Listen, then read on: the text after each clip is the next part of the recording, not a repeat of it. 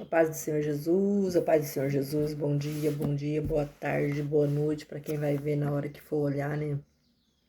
A nossa meditação desta manhã. Vamos falar um pouquinho de Ezequiel 24. O 15, 16, 17, 18 e o 19. A lamentação pela morte da esposa de Ezequiel. E veio a mim a palavra do Senhor, dizendo: Filho do homem, eis que de um golpe tirarei de ti o desejo dos teus olhos, mas não lamentarás, nem chorarás, nem te correrão as lágrimas. Geme em silêncio, não faças luto por mortos. Ata o teu turbante, põe nos teus pés os teus sapatos, não cubras os teus lábios, e não comas o pão dos homens. E falei ao povo pela manhã, e à tarde morreu a minha mulher, e fiz pela manhã como me foi mandado. E o povo me diz: porventura não nos farás saber o que significam para nós estas coisas que estás fazendo? E disse-lhe: veio a mim a palavra do Senhor, dizendo: Dize à casa de Israel: assim diz o Senhor Jeová: eis que profanarei o meu santuário, a glória da vossa força, o desejo dos seus olhos e o anelo das vossas almas. Vossos filhos e vossas filhas, que deixastes, cairão a espada, e farei como eu fiz. Não vos cobrirás os lábios, e não comerão o pão dos homens. Amém? Somente até o 22. Se nós formos estudar bem, a palavra do Senhor fala que a esposa de Ezequiel era um sacerdote usado por Deus, um profeta respeitado na cidade, honrado. Mas tinha uma cidade corrompida, uma cidade que não se arrependia, uma cidade de coração duro, uma cidade que o Senhor queria ensinar algo, mas para ensinar teve que usar a dor do profeta, teve que usar o profeta naquela forma. Eu acho que foi um dos atos mais difíceis para passar, tirar de Ezequiel o desejo dos olhos dele. Então a palavra do Senhor fala que ela era uma esposa muito amada, uma esposa muito querida, uma esposa muito companheira, uma esposa amada, né? Era o amado dos olhos dele. Então era tudo o que ele tinha debaixo do céu. Mas a palavra do Senhor também fala que o Senhor proibiu ele de viver o luto, como naquela época. Geme em silêncio, 17 de 24. Ezequiel 24, 17. Geme em silêncio, não faças luto para mortos. Ata o teu turbante, põe nos teus pés o seu sapato, não cubra os teus lábios e não coma o pão dos homens. Naquela época, era normal quando alguém falecia, quando alguém estava de luto, outras pessoas traziam o que comer naquela casa, cuidavam daquele povo, aquele povo ficava chorando o luto, cuidando daquele luto e sofrendo aquele luto. Mas Ezequiel foi proibido de fazer isso. Não porque ele era ruim, mas ele era um profeta usado, honrado, e o Senhor queria usar a dor dele para mostrar àquele povo naquela época que se não conhecessem a Deus verdadeiramente, ia chegar um tempo que o templo ia ser tirado deles e eles precisavam manter-se firme. A esposa de Ezequiel representa o templo. E para nós não vai ser diferente. Vai chegar um tempo que, independente da situação que nós estamos, nós não podemos parar de marchar. Ezequiel teve a dor, teve o luto, não pôde chorar, não pôde parar, não pôde se lamentar em nenhum momento. O Senhor proibiu ele de fazer isso. E aquilo causava nas pessoas curiosidade. As pessoas queriam saber o porquê, mas Deus calou Ezequiel naquele silêncio profundo. ele não podia falar, simplesmente representar a dor e aquele povo vendo ele sofrer naquela dor, naquele luto, diferente das outras maneiras, acompanhado, abraçado, andando dentro de casa, tipo, sendo abraçado por outras pessoas, sendo cuidado por outras pessoas, comendo pão que outras pessoas traziam para ele. Não, o Senhor não permitiu que ele fizesse isso, mas sim calou a boca dele. E o Senhor permitiu que ele abrisse a sua boca somente lá em Ezequiel 27, que fala lá, ó, quando a cidade foi destruída. Ele fala lá, ó, naquele dia, abrir-se-á a tua boca para com aquele que escapar, falarás e não mais ficarás mudo. Assim virás a ser para eles um sinal e saberão que eu sou o Senhor. Há momento que o Senhor vai fazer você passar pela dor, vai fazer você passar pela situação, mas mesmo em silêncio, não abandone o seu contato com Deus, independente da situação. Continue conectado. Aquele povo, o Senhor estava querendo mostrar que aquele povo não estava se importando com o templo, não estava tendo contato com Deus repentinamente. Tanto que a palavra do Senhor fala que eles se voltaram.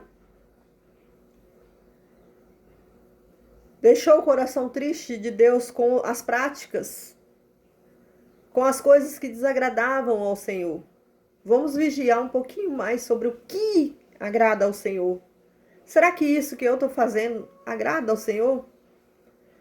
E se não, vai mudando dia a dia, vai mudando devagarinho. Ninguém é perfeito, mas você consegue mudar. Tem gente que fala assim, eu não consigo, por exemplo, parar com o vício. Eu não sei qual o vício, mas se o médico chegar em você e falar que você só tem mais uma semana, 3 meses, 1 mês de vida, se você não parar com aquele vício, você vai parar.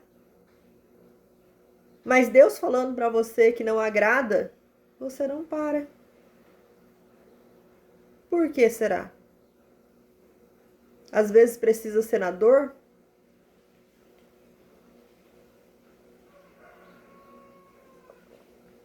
Deus usou um profeta muito querido para ele. E eu imagino que para Deus não foi fácil também. E eu imagino o que passava na cabeça de Ezequiel. Sou um profeta usado, temente, íntegro, mas não posso chorar pela esposa, pelo amor da minha vida, pela minha ajudadora, pela minha companheira, por aquela que me ajudou a chegar mais perto de Deus cada vez mais, com a fé que nós tínhamos. Eu imagino que para Ezequiel também não foi fácil. E mesmo assim, ele foi usado como exemplo em silêncio, de boca fechada, para não dar explicação para quem caçasse explicação nele. Por que você está passando por isso? E muitas vezes nós passamos por provações e as pessoas ficam presas em querer saber, em querer uma justificativa, em querer falar por que está passando por isso. Mas muitas vezes você não é culpado de nada. Às vezes é só um exemplo que o Senhor está querendo usar pela sua resistência espiritual, pela sua parte espiritual que você tem com Ele, para ajudar outras pessoas. Ezequiel ele foi passado na peneira do fogo para ajudar uma cidade inteira. Mas somente aqueles que resistiram, que passaram, que foram peneirados, que resistiu à destruição da cidade, que ele poderia abrir a boca dele para falar mais tarde. Hoje, muitas vezes, você vai passar por processos muito difíceis, dolorosos, e vai ser peneirado. E mais tarde, aqueles que ficarem ao seu lado, você ainda vai ter chance de falar algo, quando o Senhor permitir que você fale. Mas não se esqueça, não perca o seu contato espiritual com Deus no meio da jornada. Use o capacete da salvação. Eu imagino, essa parte de Ezequiel é uma parte muito dolorida. Principalmente na parte que a gente vê que ela era amada dos olhos deles. Senão o Senhor não falaria daquela forma. mas usou ela para mostrar que ela era o templo. E o povo estava desperdiçando. Estava achando que, tipo, enquanto eu tenho o templo, eu tenho Deus na minha vida. O dia que eu não tiver o templo mais, eu não sei o que fazer. Eu vou ficar perdida, eu vou ficar desgovernada, eu vou ficar sem atitude, eu vou ficar sem o que fazer.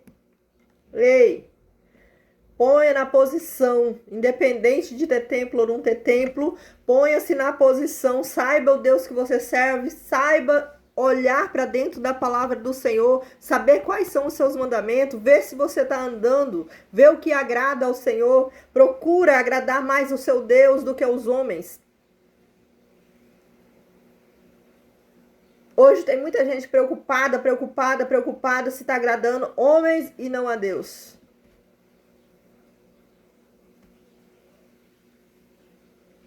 Quem te livra de todo o mal? Quem te livra do laço do passarinheiro, da peste perniciosa, de toda a seta maligna? Somente Deus. E o dia mau, Ezequiel é uma demonstração pra gente que a gente vai viver.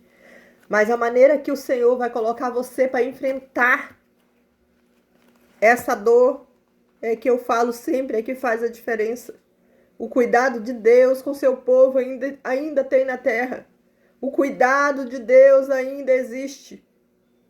Se põe na posição. Não sou eu que tenho que falar para você é o que você tem que mudar. Peça para Deus, peça para o Espírito Santo tocar na tua vida. Você não deve satisfação a A, nem a B, nem a C. Você deve satisfação a Deus. Ah, mas se eu mudar, fulano não vai gostar. A salvação é individual, meu amor. A salvação é individual. Não tem duas. No hospital não tem dois leitos. No hospital não tem duas caminhas coladas, uma caminha de casal, por exemplo. O dia que for passar no dia mal vai ser um de cada vez. E se for os dois, vai um numa cama, o outro na outra, é separado.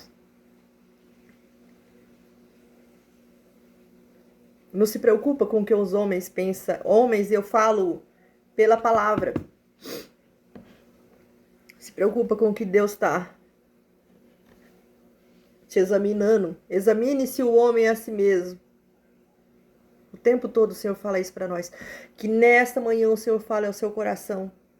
E o que você puder fazer para agradar o coração de Deus, faça enquanto há tempo. Se põe na posição. Independente de quem vai falar, de quem não vai falar, de quem vai fazer, de quem não vai fazer. Faça o seu pouco hoje. Amanhã já será dois montes.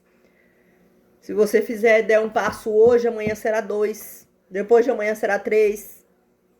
É uma coisa de cada vez. Mas o Senhor te sustenta, o Senhor seja seu templo, o Senhor seja sua morada, o Senhor seja sua direção na terra. Amém? A paz do Senhor Jesus.